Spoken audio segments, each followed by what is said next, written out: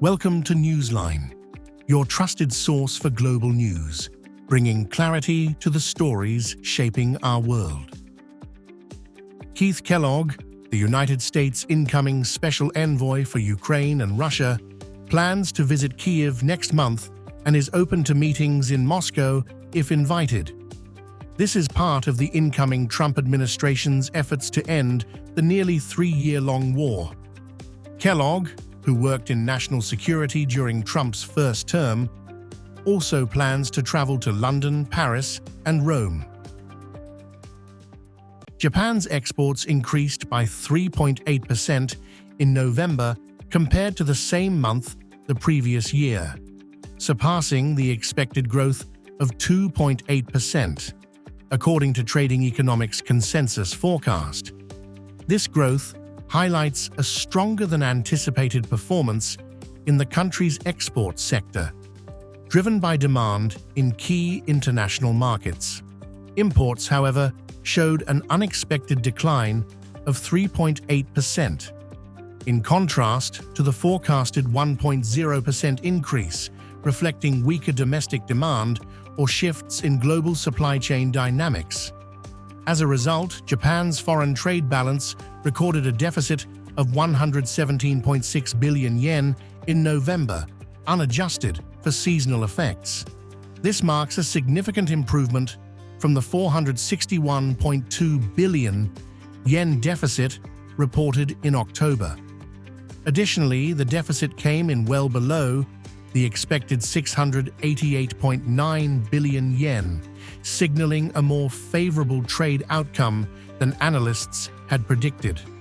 These figures provide a nuanced perspective on Japan's trade position amid fluctuating global economic conditions.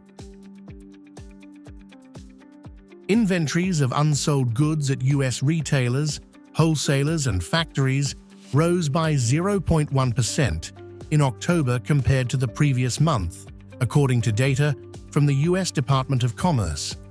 This increase aligns with the consensus forecast of a 0.1% rise, as predicted by Trading Economics.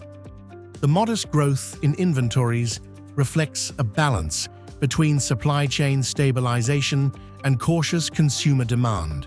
While the rise met expectations, it signals that businesses are managing stock levels conservatively amidst fluctuating economic conditions.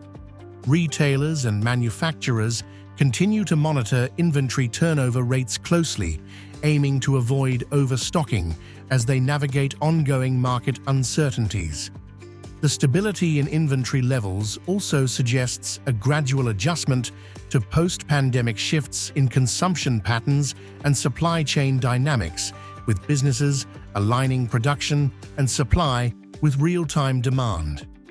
Analysts will likely watch closely for any changes in November and December figures, as they will provide insight into holiday season performance and broader economic trends.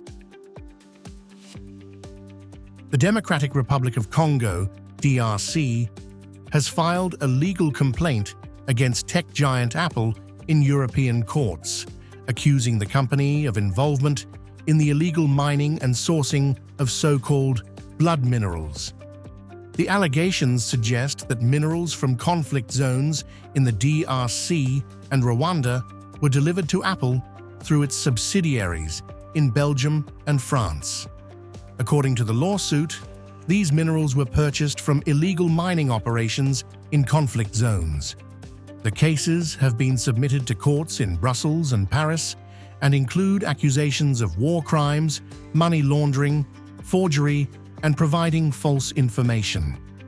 Representing the DRC in France is attorney William Borden, who stated, "This is the first step toward holding one of the largest players in the tech industry accountable for its actions to enrich itself," referring to the serious crimes allegedly connected to mining operations. Lawyers in Paris, Brussels, and Washington, D.C., representing the DRC, have also cited investigations conducted by the United Nations and the U.S. State Department. Apple has previously denied these accusations, stating last year that there is no evidence to support claims that its products contain illegally exported minerals from conflict regions. Rwanda, meanwhile, has also rejected its neighbor's accusations. The outcome of these legal proceedings could have far-reaching implications, not only for Apple, but also for broader industry practices regarding the sourcing of minerals critical to modern technology, such as cobalt and tantalum. These materials are essential components in batteries, smartphones, and other electronic devices, often sourced from regions with significant political and social instability. Thank you for joining us on Newsline. Stay informed, stay empowered, and we'll see you next time.